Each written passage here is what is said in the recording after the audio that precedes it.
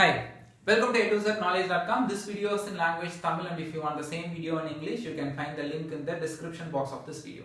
இன்னைக்கு நம்ம பார்க்க போற டாபிக் என்ன அப்படினு பாத்தீங்கன்னா the difference between data analyst, data engineer and data scientist. So இது வந்து ஒரு ரீசன்ட் சில இயர்ஸாவே வந்து இந்த மூணு ரோல் வந்து ரொம்ப ஃபேமஸான ஒரு ரோலா இருக்கு. And then இந்த மூணு ரோல்ல இருக்கிறவங்களோட டெக் ஸ்டாக் என்ன and then அவங்களோட வர்க் எப்படி இருக்கும் அப்படிங்கறத நம்ம இன்னைக்கு பார்க்கலாம். So data analyst. So இது ஸ்டார்ட் பண்றதுக்கு முன்னாடி நான் ஒரு பாயிண்ட் சொல்றேன். So இந்த data analyst வந்து data engineers க்கு இன்புட் தருவாங்க and data engineers will give input for data scientist. So இத நீங்க மைண்ட்ல வெச்சிட்டீங்கன்னா it will be easy. இதுக்கு மேல சொல்றதெல்லாம் உங்களுக்கு ஈஸியா அண்டர்ஸ்டாண்ட் ஆகும். So data analyst பொறுத்த வரைக்கும் அவங்களுக்கு என்ன சில விஷயம் அவங்க ரொம்ப ஸ்ட்ராங்கா தெரிஞ்சிருக்கணும் அப்படினு பாத்தீங்கன்னா லைக் ஸ்ட்ராங் அப்படினு பாத்தீங்கன்னா so they need to be very strong in data domain. So data domain அப்படினா என்ன? See இப்போ நீங்க வந்து ஒரு ஒரு ஒரு ஒரு கம்பெனிக்கு வர்க் பண்றீங்க. அது வந்து ஒரு ஃபைனான்ஸ் கம்பெனியா இருக்கலாம், ஒரு பேங்கிங் கம்பெனியா இருக்கலாம், இல்ல வந்து ஒரு ரீட்டைல் இல்ல ஒரு டெலிகாம், அது என்ன மாதிரி ஒரு கம்பெனியா வேணா இருக்கலாம். அதுக்குன்னு ஒரு அந்த டேட்டா, அந்த பிசினஸ், அந்த டொமைன் உங்களுக்கு நல்லா தெரிஞ்சிருக்கணும். இந்த பர்టిక్యులர் டேபிள்ல இருக்கிற இந்த பர்టిక్యులர் காலம் வந்து எதுக்கு, பிசினஸ் டர்ம்ஸ்ல இது எதுக்கு அப்படிங்கறத நல்லா தெரிஞ்சிருக்கணும். அப்படி தெரிஞ்சிருந்தாதான் ஏன்னா டேட்டா அனலிஸ்ட் அப்படிங்கிறவங்க தான் அடுத்தடுத்த டீம்ஸ்க்கு வந்து ரெக்யர்மெண்ட்டே கொடுப்பாங்க. ஸோ அப்போ அது ரொம்ப இம்பார்ட்டன்ட், ஸ்ட்ராங்கா இருக்கணும் நீங்க. அதுக்கப்புறம் பாத்தீங்கன்னா மெயின் எக்ஸல்.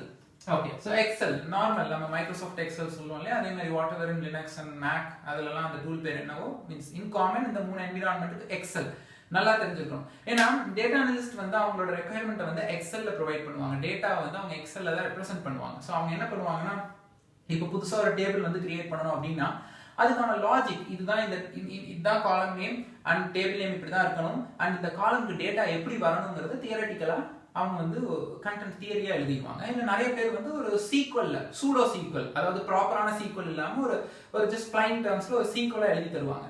அதை எழுதி உங்களுக்கு கொடுத்தாங்கன்னா இந்த டேட்டா இன்ஜினியரிங் டீம் வந்து அந்த டிரான்ஸ்ஃபர்மேஷன் என்ன பண்ணணும், இந்த டேபிள ஜாயின் பண்ணி இது மாதிரி கால்குலேஷன்ஸ் எல்லாம் பண்ணி எடுங்கன்ற தியரட்டிக்கல இவங்க அதை பிராக்டிக்கலா இம்ப்ளிமெண்ட் பண்ணுவாங்க. ஸோ இந்த மாதிரி விஷயங்களுக்கு எல்லாத்துக்கும் எக்ஸல் வந்து அவங்களுக்கு நிறைய தெரிஞ்சிருக்கணும். ஸோ இதுல வந்து அவங்க ரொம்ப ரொம்ப ரொம்ப ரொம்ப ஸ்ட்ராங்கா இருக்கணும்.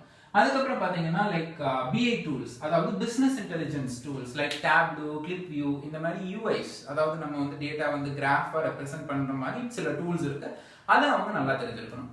அது போக ஆப்ஷனலா அவங்க என்னென்ன தெரிஞ்சிருக்கணும். ஆப்ஷனல், ஸோ ஆப்ஷனல் அப்படின்னு பாத்தீங்கன்னா எஸ்கியூஎல். ஸோ ஆப்ஷனல் அப்படிங்கிறத விட இந்த டேர்ம் வேணாம். ஸோ ஆப்ஷனல் அப்படிங்கிறத விட அவங்க வந்து need not to be master, ஒரு இன்டர்மீடியட் லெவல்னு வச்சுக்கலாம். Intermediate level.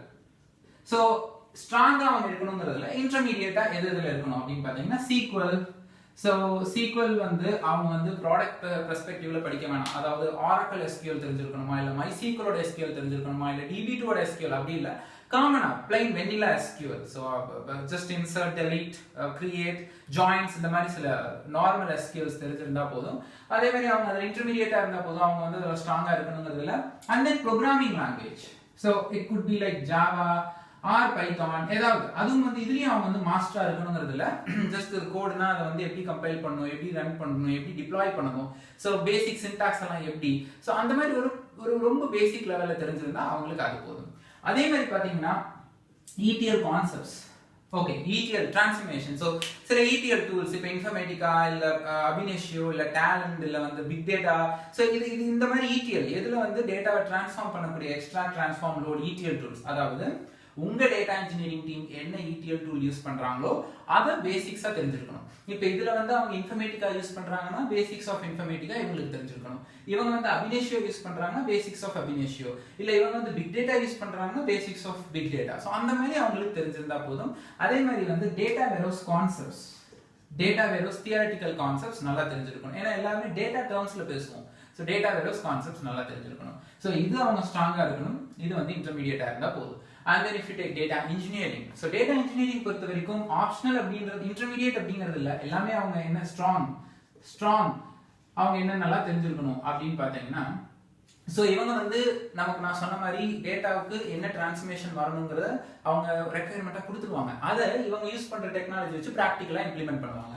So they need to be very strong in SQL, they need to be very strong in programming languages that could be Java or Python, and they need to be very good in the ETL tool. அவங்க என்ன ETL டூலுக்காக recruit அவங்கள பண்ணாங்களோ ஜாபுக்கு அந்த ETL tool அவங்களுக்கு தெரிஞ்சிருக்கணும். இப்போ நான் வந்து டேட்டா இன்ஜினியர் ஃபார் இன்ஃபர்மேட்டிக்கான்னு எடுத்தேன்னா அவங்களுக்கு இன்ஃபர்மேட்டிக்கா நல்லா தெரிஞ்சிருக்கணும். டேட்டா இன்ஜினியர் ஃபார் பிக் டேட்டானா they need to know big data for sure. So அவங்க ஒர்க் பண்ற அந்த ETL tool in and out அவங்களுக்கு தெரிஞ்சிருக்கணும். அதே மாதிரி வந்து இதுல பாத்தீங்கன்னா அவங்களுக்கு வந்துட்டு BI tools தெரிஞ்சிருக்கணுங்கிறது இல்லை, எக்ஸல் தெரிஞ்சிருக்கணுங்கிறது இல்லை, பிகாஸ் அதெல்லாமே டேட்டா அனலிஸ்டோட ரோல். ஸோ இது மூணு தான் பார்த்தீங்கன்னா ஒரு டேட்டா இன்ஜினியர் பொறுத்த வரைக்கும் நிறைய தெரிஞ்சிருக்க வேண்டியது. பிளஸ் டேட்டா வேர்ஹவுஸோட theoretical concepts wide enough. So இதுதான் ஒரு டேட்டா இன்ஜினியர் தெரிஞ்சுக்க வேண்டிய ஒரு விஷயம். டேட்டா இன்ஜினியர் பொறுத்த வரைக்கும் இவங்கள்ட்ட இருந்து ரெக்குயர்மெண்ட் வாங்கி டேட்டால என்ன நடந்துச்சுங்கிறத கொடுப்பாங்க. ஓகேங்களா? ஸோ அதை தான் இவங்களும் ரெக்குயர்மெண்ட்டாக கேட்பாங்க. ஸோ டேட்டா சயின்டிஸ்ட் என்ன பண்ணுவாங்கன்னா இவங்கள்ட்ட இருந்து இன்புட் வாங்குவாங்க. இவங்க என்ன பண்ணியிருக்காங்க, டேட்டாவில் என்ன நடந்துச்சுன்றத சொல்லிடுவாங்க. அதை வச்சு இவங்க என்ன நடக்க போகுதுங்கிறத கண்டுபிடிப்பாங்க. So that is why we call them as data scientist, predictive analysis, machine learning, artificial intelligent இதெல்லாம்.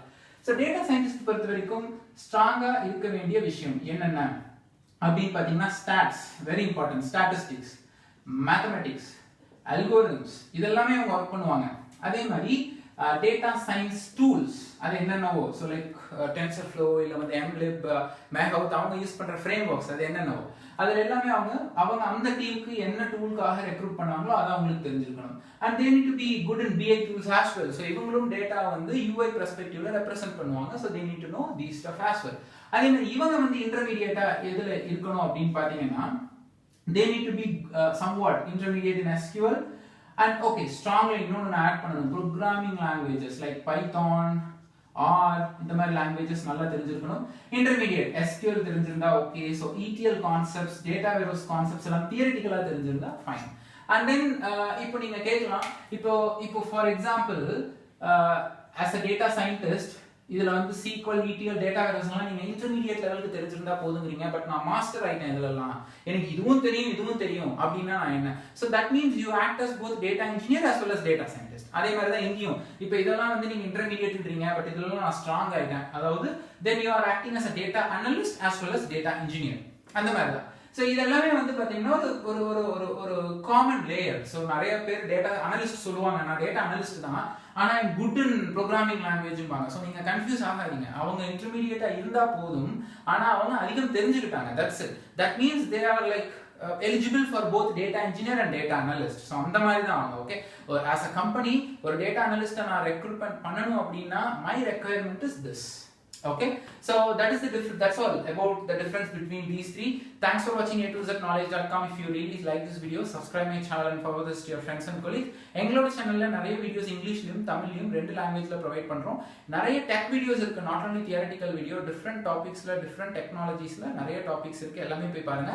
என்னோட இன்ஸ்டாகிராம் URL-ம் என்னோட LinkedIn URL-ம் டிஸ்கிரிப்ஷன் பாக்ஸ்ல இருக்கு. நீங்க என்ன ஃபாலோ பண்ணுங்க, தென் என்ன கான்டாக்ட் பண்ணனும் அதில பண்ணுங்க. So thanks for watching.